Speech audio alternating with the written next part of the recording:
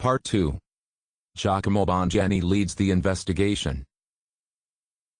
For Giacomo Bongianni, this story began in July, at the height of summer, when he came to visit his father in Turin on his vacation. Father, as usual, was busy in his carpentry workshop. "Hi, Dad," Giacomo said as he entered the workshop. "Oh, Giacomo, you haven't come to me for a long time." Father and son shook hands, and hugged each other.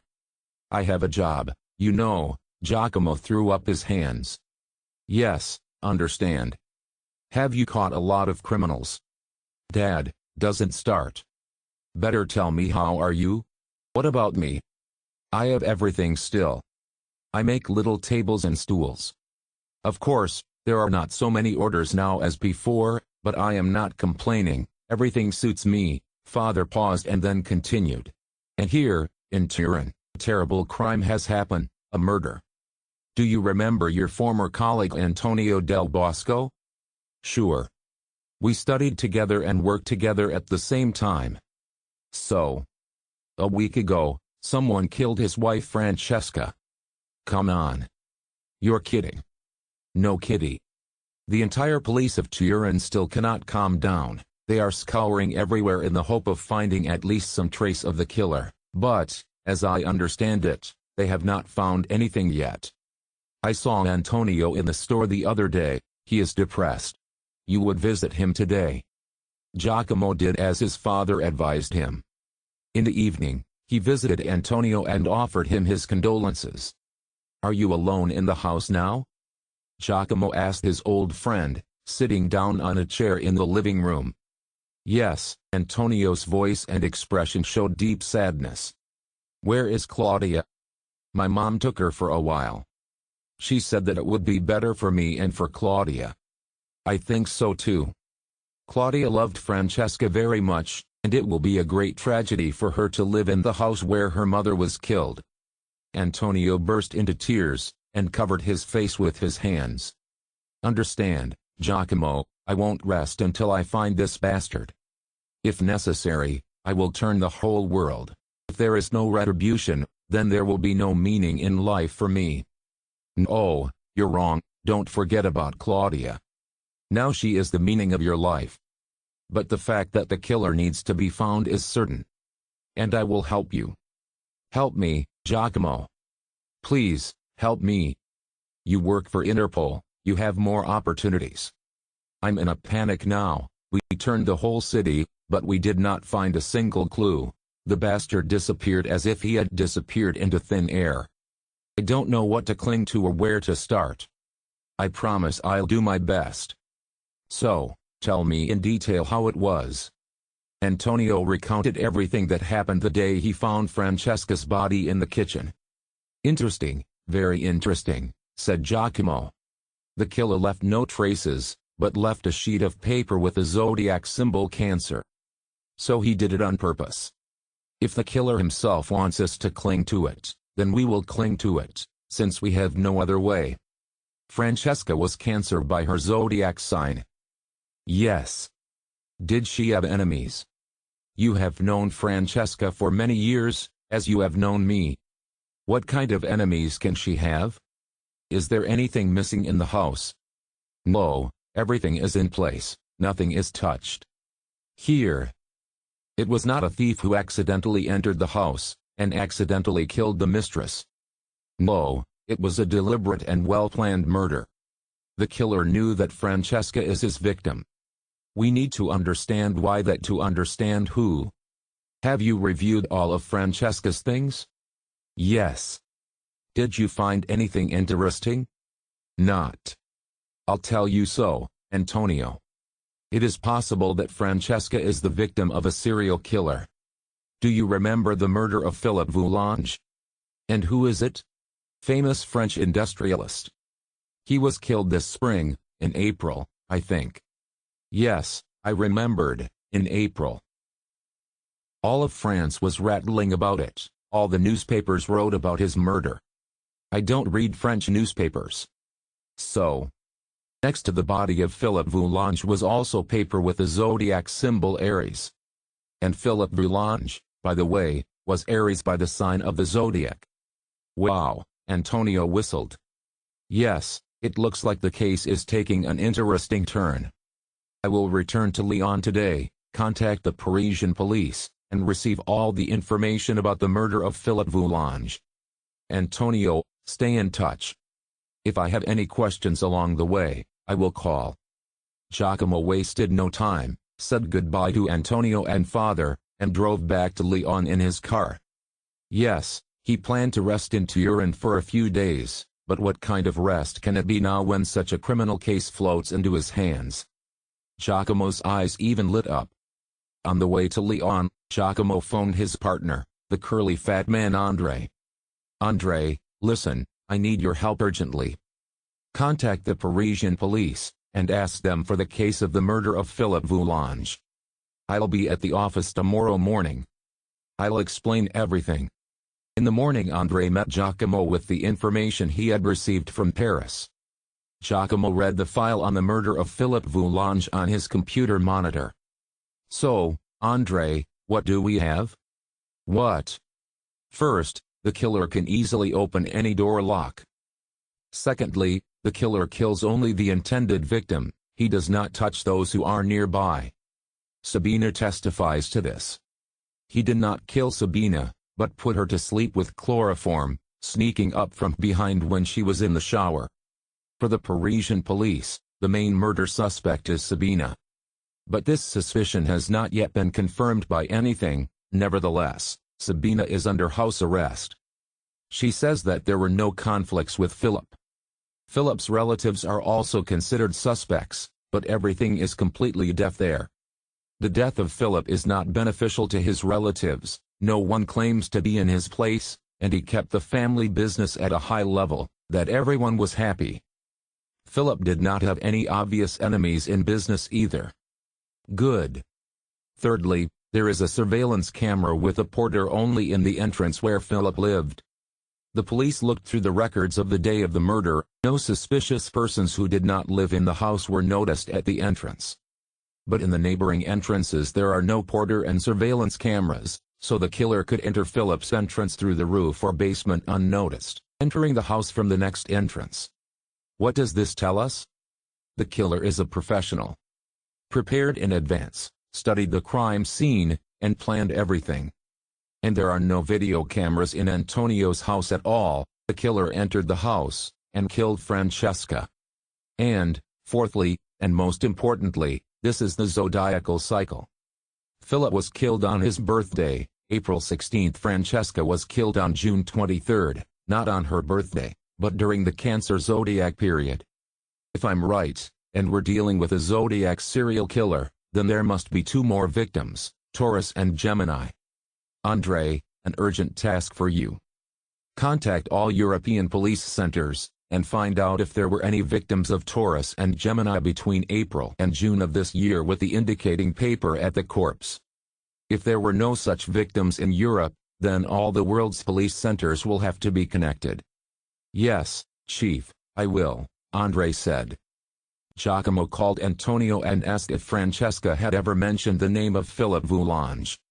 Antonio replied that it was the first time he heard the name from Giacomo, and Francesca never mentioned it. The next day, Giacomo already had information about the other two victims of the serial killer. Oh, André, I was right. We are indeed dealing with a zodiac serial killer. So, the second victim, Taurus, is Tanya Maria Marilis du Sol. She was killed on May 2 at her home in Lisbon by injecting barbiturate into her neck. There are no surveillance cameras in the house, the killer was not noticed. And the third victim, Gemini, is Maximilian Bradbury. He was killed on May 20 in a London apartment where he did not live permanently. The killer shot in the head. And something interesting. Maximilian Bradbury is the husband of a wealthy wife. Their apartment is located in a prestigious area of a wealthy house. All the stairwells of this house are equipped with surveillance cameras, and a video camera on the third floor, on which Bradbury's apartment is located, recorded the killer. This is a ninja, and this does not make it easier. This is a certain figure of a man in a black suit without a face and identification marks. Well, this ninja might be a hitman, and then we are dealing with an organization, or maybe a sole criminal, and then we know that the criminal is exposed in a ninja costume. But not only. If this is a sole criminal, then he must be rich and knowledgeable. For the killer, weapons are not important. He can shoot and poison, but the main goal is to kill. What else? All victims are wealthy people. In order to catch the perpetrator, it is important for us to find out if all the victims are connected in any way. At first glance, it seems not. But if so, then it is possible to trace the logic of the murders. But if still not, then we are dealing with a psychopath who simply kills according to the signs of the zodiac. But I find it hard to believe that a rich and knowledgeable killer is psychopathic and kills for pleasure. There must be some logic. Andre, connect all the world centers. Let the official report know that there is a zodiacal serial killer at work. Any information on this case should be forwarded to Interpol. Now the zodiac period of Leo is coming. We must expect another sacrifice. Giacomo also called Antonio and asked if he knew Tanya Maria Marilis Dusol from Lisbon or Maximilian Bradbury from London. Francesca had only one foreign friend, Maria Lopez from Barcelona, who she has on Facebook, Antonio replied. And these names, which you just mentioned, I hear for the first time. Francesca never spoke about them. The investigation was suspended for a month. Interpol did not receive any messages about the killed Leo in any country of the world, but the zodiacal period of Virgo had already begun, and a new victim was expected. The connection between Philip Boulange, Tanya Marilis, Maximilian Bradbury and Francesca Del Bosco, having studied their biographies, Giacomo did not find. The next victim showed up on September 4th. It was the Maria Lopez from Barcelona, Virgo, stabbed to death. Giacomo immediately phoned Antonio. There is a new victim. Virgo. Maria Lopez from Barcelona. Wow, Antonio whistled. In general, I do not know where, how, when Francesca met Maria, she did not say, I did not ask. But I can open all their Facebook correspondence and send it to you. Come on. I will wait. Andre came up to Giacomo and said, I received a message from the Barcelona Center. They suspect the murder of Maria Lopez, her ex-husband. They had a very difficult relationship, and he threatened her in front of witnesses. Reasonable, Giacomo agreed. If they consider it necessary, they can take a recognizance not to leave from her ex-husband. But you tell them that we at Interpol believe that Maria Lopez is the victim of a zodiacal serial killer. A few hours later, Antonio phoned Giacomo. I sent you screenshots of her correspondence. The correspondence begins on July 10, 2006, when Maria added Francesca as a friend, and congratulated her with birthday. Francesca then replied that she was very pleased to communicate with Maria, that she perfectly remembers the good year 2000, when they studied together at courses in Cambridge. And I remembered, indeed, in 2000, in August, Francesca went to Cambridge for an internship for a month. The course was called Effective Small Business Management in the Realities of the New Market. And this course for businessmen was taught the famous English professor of economics Jeremy Collin. When Francesca returned home, she told only about the professor and his course of lectures. And when I asked her who else was in these courses, she replied that they were the children of rich parents, nothing else. So, it is very interesting. It seems we have found a link. I have once again revised all documents, photographs in Francesca's computer, but nowhere else is there any mention of Cambridge 2000, except for this correspondence between Francesca and Maria. I will definitely find out what these courses were in Cambridge. Antonio, keep in touch. Okay, Giacomo. And thanks. Giacomo sent a request on behalf of Interpol to the University of Cambridge about the need to provide the contacts of Professor Jeremy Collin, who can clarify important facts in an international criminal case. The next day, The Liberation published an article entitled "Who is the Next Victim of a Zodiacal Killer?" This article reported that there is a serial killer at work in Europe, killing people according to their zodiac signs. The killer leaves a signature at the crime scene, a sheet of paper with the symbol of the murdered zodiac sign. The names of those killed were also named. The first victim of this chain of crimes was Philippe Boulange, whose murder was widely reported in France. Philip was an Aries. The second victim is Tanya Marilich from Lisbon, Taurus. The third victim is Maximilian Bradbury from London, Gemini. The fourth victim is Francesca Del Bosco from Turin, Cancer. The fifth victim is Maria Lopez from Barcelona, Virgo. Leo's body has yet to be found. When it is found, the chain is also confirmed. Nevertheless, European residents should be extremely careful and cautious, since any person can become a victim of a zodiacal maniac. Interpol joins forces with the national police to catch and neutralize the criminal. This article found a response in all European national press publications, and within a week the entire European community knew about the zodiacal killer. Chief Giacomo summoned him to his office.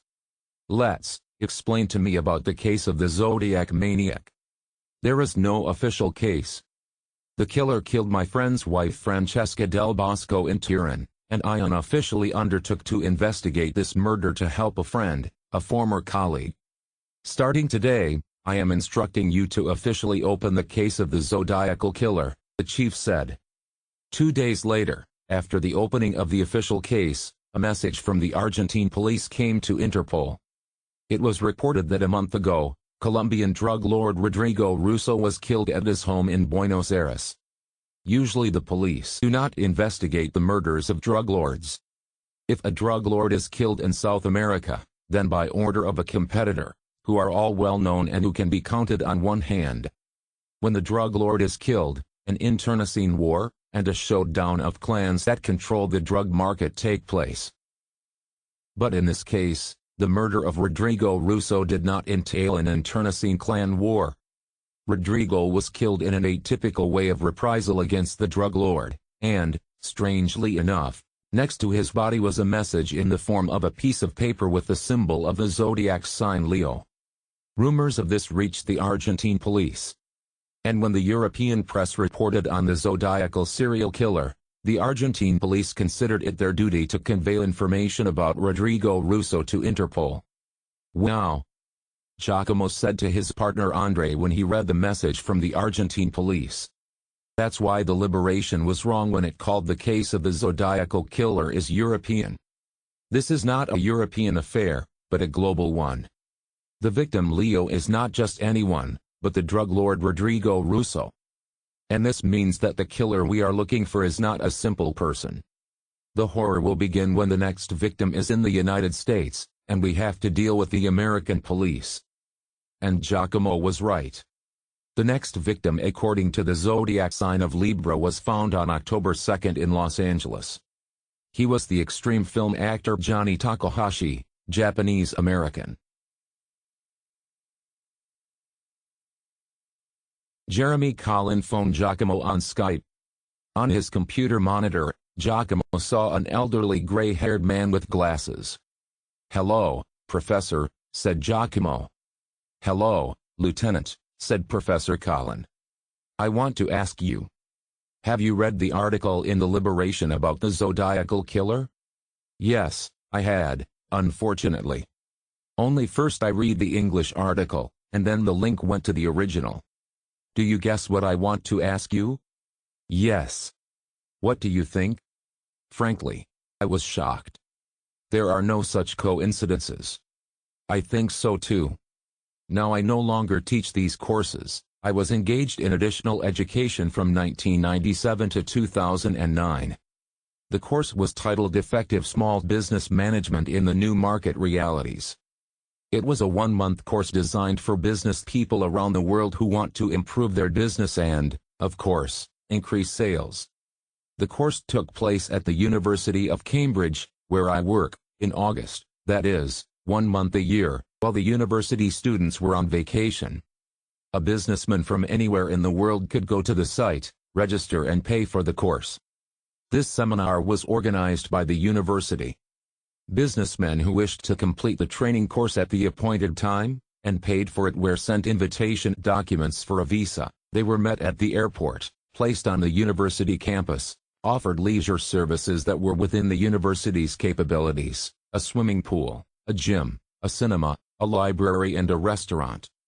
My task was to give guest lectures for 2 hours every day for the first 2 weeks, except Saturday and Sunday. And the second 2 weeks to conduct practical seminars. That is, we can say that the university at one time organized a resort for rich people for educational purposes for 1 month. And so I conducted 12 courses in 12 years respectively. But I remember the 2000 seminar very well. I remember each of them, because then a specific audience gathered. Why specific? There were 12 people, 6 women and 6 men. They were all from different countries of the world, but, most interestingly, they all represented the 12 signs of the zodiac. Was this selection deliberate?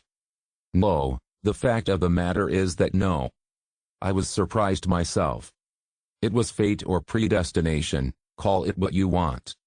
But no one at the university was engaged in a special selection of students for this course.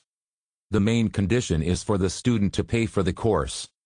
Was there anything strange, unusual at that 2000 seminar? Any incident? No, everything was as usual. I don't remember any incidents. And then a few days ago I read the names familiar to me in the Liberation. But I perfectly remember each of them. How can I forget this? Then to the question, who is the next victim of the zodiacal killer? I thought I knew the answer. And then I was told from the dean's office that you, from Interpol, would like to talk to me. Professor, please name the other participants of that seminar, potential victims. Leo was not named in the article, but at my seminar it was Rodrigo Russo.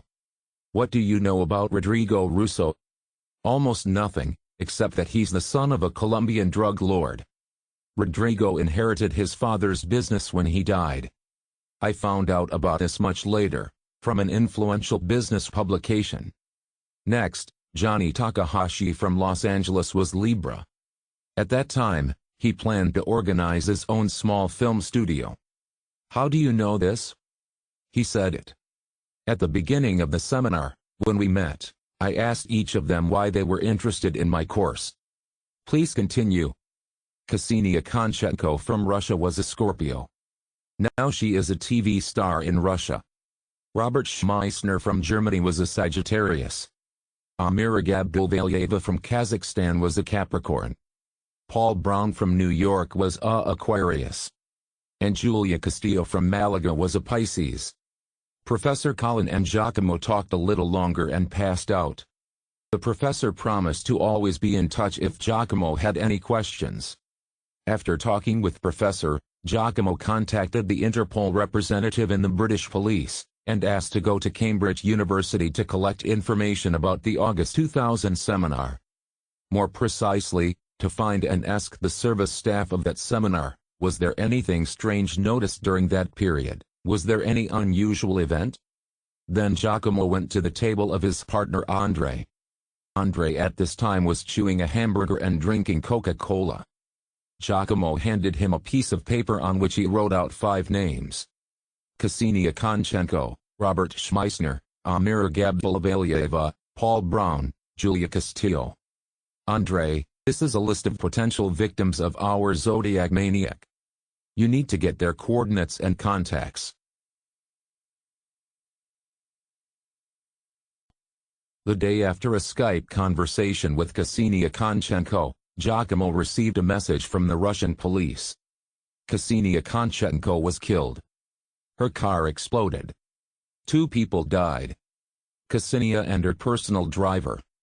The preliminary investigation has not yet yielded results. It is not known who and how could have installed an explosive device in the car. Yes, Andre, said Giacomo, it looks like our killer cannot be stopped. But we have to try. What's with the rest? What about Sagittarius? Robert Schmeissner is in prison in Hamburg. Interpol caught him for fraud, and a German court sentenced him to 8 years in prison. He has already served 5 years. Well, let him sit further. If the prison does not protect him from the killer, then no one will protect him, no matter how sad it may sound. But you still call the commandant of the prison, explain the situation, let them watch Robert more closely now. What's with Capricorn? Amira Gabdulvalieva now bears the name Amira Carmen. She married an Arab oil businessman. Lives with her family, husband and 2 children, in Dubai. Her contacts are in your file. Good. What about Aquarius? Paul Brown, Black American, lives in New York. Works as an accountant in a financial corporation. His contacts are also in your file. And Pisces. Julia Castillo is an extraordinary and multifaceted personality, I would say so. Born in Malaga, her father, who died of old age in 2005, left her with a retail estate. This property brings her a lot of income, which allows her not to work, and to be creative. And she is engaged in creativity a lot, and fruitfully. She is known as a writer, singer and composer, artist, documentary filmmaker. Travels a lot around the world. In general, she lives in full pleasure, as a free artist. She has no children, she is not married. She was married once and not for long to a Spanish banker, whom she divorced in early 2001. After that, she was not in an official relationship. The yellow press writes about her that she is very amorous, which is why she changes lovers so often. Giacomo sent out warning emails to Amira Carmen, Paul Brown and Julia Castillo by email. In addition, he called all 3, but no one answered. Then Giacomo received a message from the Interpol representative in the British police, who reported to him that his request had been fulfilled. The service staff of the 2000 Cambridge workshop were found and questioned. There were 5 of them, a manager, like an English housekeeper, a cook, 2 maids and an auxiliary worker, Jack, who was on the staff as a gardener.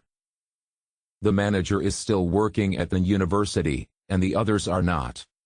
All of them, independently of each other, unanimously say that they do not remember anything strange or unusual at that seminar. And only the cook, who now works in the city pub restaurant, remembered one small detail. On the last day of the seminar, the guests had a farewell party at the restaurant, to which Professor Colin was invited. The professor was not for long, he thanked everyone, wished everyone success in business, and left. The 12 guests continued to celebrate and drink. They talked to each other cheerfully and loudly, but at midnight there was some quarrel between them. The cook did not understand who was arguing with whom. It seemed to him that everyone was just shouting at each other. And then the guests went to their rooms, and left in the morning. At the end of November, a message came from the Hamburg prison about the murder of Robert Schmeissner.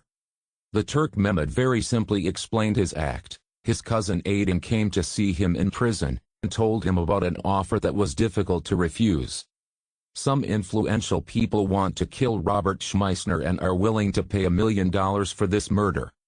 Mehmed thought about this proposal a little and, in the end, agreed to complete the task. Mehmed's family is in a difficult financial situation, so Mehmed left for Germany to earn money. But instead of earning money, he ended up in prison for theft, and now his family is in a very bad way. Mehmed thought that he himself had nothing to lose in this life, and that he was sorry for his family, wife and 6 children, and now Allah gives him a chance to save his family. When Mehmed completed the assignment, he received a letter from his wife who thanked him for $1 million. Powerful people did not deceive Mehmed and transferred the money to the family. Of course, the German police tried to find Mehmed's brother in order to find influential people, but, as it turned out, he had long since left the European Union. Mehmed's trial will take place in January. Giacomo continued to periodically call Amira Carmen, Paul Brown and Julia Castillo. Amira Carmen and Paul Brown ignored all his messages, and only Julia Castillo called back. Giacomo, I am very sorry that I did not call you back earlier. I recently finished editing my new documentary, and before that did not answer calls and letters. I was completely immersed in work. Do you want to say that you have not heard anything about the zodiacal killer? I recently read about this story. And I was very surprised. Who and why wants to kill us? I do not understand. Are you just surprised? Aren't you scared? You understand that you are at gunpoint. There is fear, Giacomo, but I try not to think about it. What for? If you follow the logic of the killer, then I should be killed in March. This means that I still have time to enjoy life. And I will do that. At Christmas I will go to Casablanca, will hide there until March and enjoy life. If the killer does not find me there, it means that I hid well, and if he does, then he is omnipotent and my fate is predetermined. Very reckless of you. Can you suggest something better? Giacomo paused because he really had nothing to offer. Giacomo, come to Casablanca yourself. I will meet you. Perhaps I will, Julia. Because I really want to catch the killer. Understand? Then I'll be waiting for you. If anything, call me, for you I will always be in touch. Christmas was darkened by the news of the murder of Amiri Carmen. How the killer traded Amira's antidepressants for poison remained a mystery.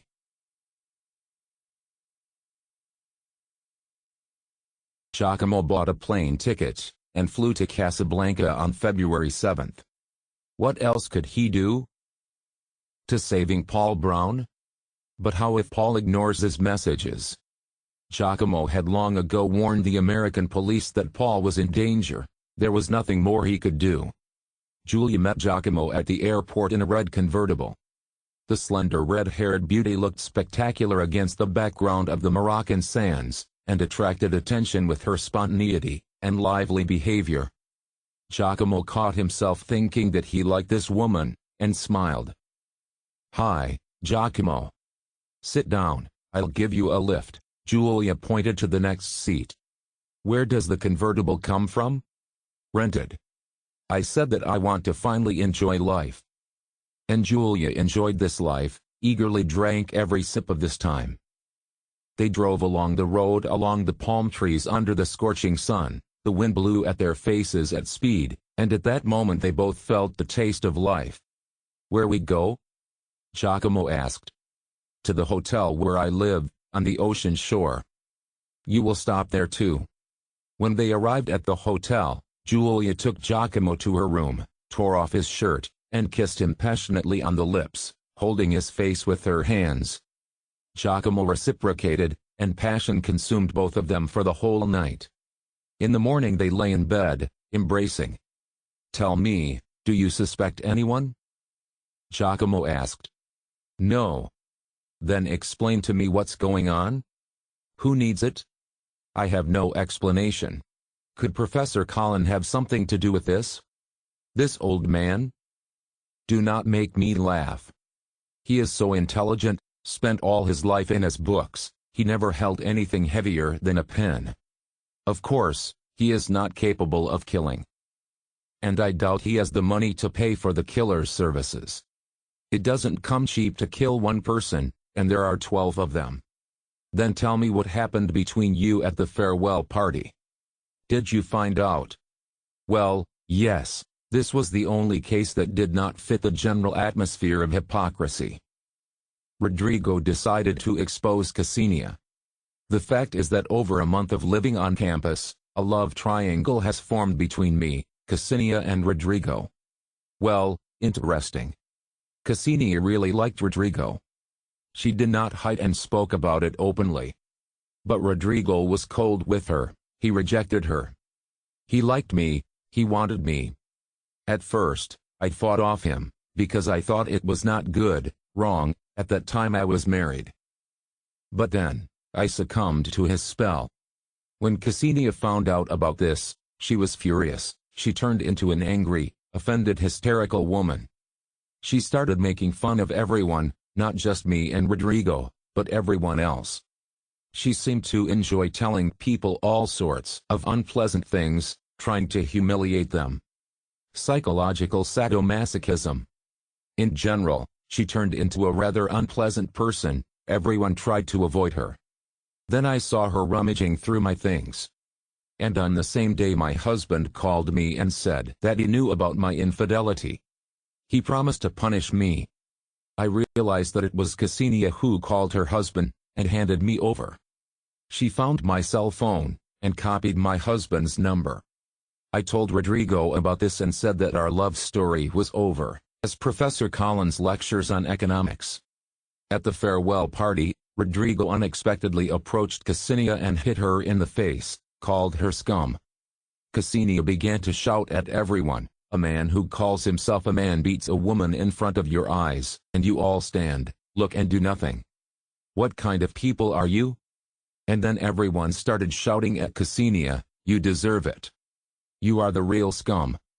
Ksenia burst into tears and ran to her room. That's the whole story. Julia and Giacomo spent the whole day at the hotel's beach. The next day, they drove out of town to ride ATVs on the sands. Then they walked around Casablanca, examined the rectangular minarets of mosques, hid from each other in a white labyrinth. They acted like children, laughed, hugged, and kissed, and were happy. They were very good with each other. They fell in love with each other. Love absorbed them so much that they did not notice how quickly the month passed. Giacomo woke up and did not see Julia next to him. He became worried because he remembered that the zodiacal period of Pisces had begun, and Julia was in danger. He dressed quickly, grabbed his pistol, and went down the hall. He asked the receptionist where Julia had gone. He replied that she was on the beach. Giacomo walked out into the backyard of the hotel, leading to the beach. There was no one on the beach, only Julia was sitting on the coast in a lotus position. Suddenly, out of nowhere, a ninja appeared on the horizon with a pistol in his hands.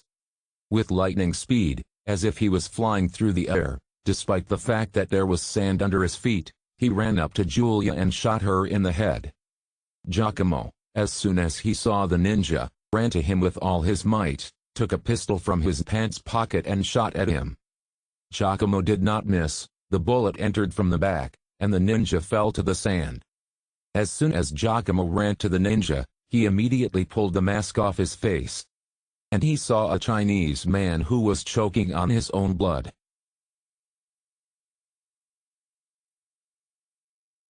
Exactly 1 year has passed since Julia's murder. Giacomo received an anonymous letter. Hello, Giacomo Bondiani. Perhaps you have already guessed who the Zodiac killer was? Yes, of course, thought Giacomo, I was wrong about who you are, but I can't catch you and prove your guilt. I don't exclude that I guessed.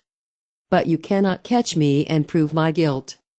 I deliberately waited a year to cover all traces. I changed my appearance, changed my name, and now you won't be able to catch me. I would now sit and shut up, but my vanity does not allow me to do this. I want you to know the truth, so that you hate me, but also admit how smart and sophisticated I am. Of course, you can publish this letter to the public, but believe me, you will not be believed, and you will be ridiculed and accused of lies and forgery. However, do as you see fit. This is scum, thought Giacomo. 5 years ago in New York at a conference, I met a Latin American drug lord and fell in love with him. Genuine passion flared up between us. I will not give his name for security reasons. Of course, if you try, you can figure out his name, but it doesn't matter anymore. Many events have happened since then and now your knowledge does not pose a threat. But I continue. Every month we met in secret in Paris. And once, having gone over with alcohol, he confessed to me that his rival Rodrigo Russo greatly interferes with his life. Hearing the name Rodrigo, everything turned upside down in my soul. I remembered old grievances. It even seems to me that my desire to kill Rodrigo was stronger than the desire of my lover. I asked my lover why he didn't just get Rodrigo out of the way. He said that this is impossible, because a clan war will begin, and this is extremely undesirable. In a war you can either win everything or lose everything. And my lover was not yet ready for such extremes. But I, as a television and mass media worker, knew that if the case resonated with the public, then closed clan showdowns could be avoided. That night in Paris, my lover slept like a baby, and I did not sleep. I thought I was making a plan. And now you can guess that this whole performance called Zodiacal Killer pursued the main goal, to destroy Rodrigo Russo. All the rest were just a background, a distraction, a game for the audience. And I didn't feel sorry for them at all. On the contrary, I rejoiced at their every death. Why, when Rodrigo hit me, no man stood up for me? Why didn't women intercede? They knew about my feelings for Rodrigo. I told them like a woman, I told them in secret, but they were on the side of the whore Julia. In the morning I told my lover about my plan. At first he was against my sick idea, but then he himself begged me to carry out the plan. The plan was to launch a serial murder chain with Rodrigo as one of the victims. I didn't have to invent a topic for serial murders. It was suggested to me by Professor Collin, who, at his first lecture in Cambridge, said with admiration, "What 12 wonderful people fate has sent me this year. You are all representatives of the 12 zodiac constellations." Well, isn't it a miracle? These murders, according to my plan, should have been intensely discussed in the mass media. And then the clans would not have suspected my lover of involvement in the murder of Rodrigo. Meanwhile, it was my lover who killed Rodrigo and left at the crime scene, at my request, a sign in the form of the zodiac symbol Leo. I organized the rest of the killings. I turned to a good and trusted Chinese agency of hitmans. My condition was any weapon, but the main thing was that the victim was killed in the allotted time period, and there was a sign of the zodiacal symbol next to the body. The Chinese did an excellent job and worked their money honestly. They killed everyone except me, Rodrigo and Robert Schmeissner. As for Robert, I will say that he himself paid for his death. For a long time, he hid from Interpol in Latin America and he left the stolen money in one of the banks in Antigua and Barbuda. And this bank is under the jurisdiction of my lover. Accordingly, when Robert was killed, no one prevented us from taking his money from the bank. Nobody will come for them anyway. Well, of course, and me. My murder was a staging that was rehearsed many times over. At the beginning of last year, I introduced a person to my security service, said that I trust this person like a brother. This man played the role of my personal driver. He trained me how to properly and safely jump from the car. And at the appointed hour, when the car at low speed turned around a turn and disappeared from sight for a minute from another next car with security, both of us, me and my driver, jumped off the car, rolled head over heels to the side of the road, and the car exploded at the push of a button. The explosive device was installed in the car by my driver. When after the explosion of the car black smoke went, we managed to hide. The prepared corpses, imitating us, were already in the car. Nobody noticed them because my car is tinted.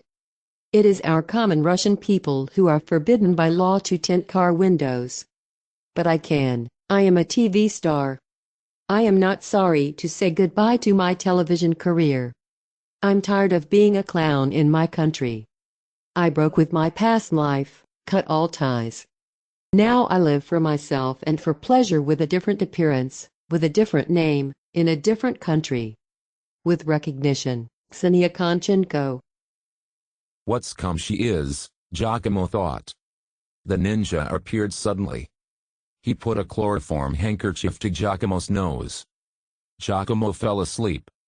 When he woke up, he found no anonymous letter,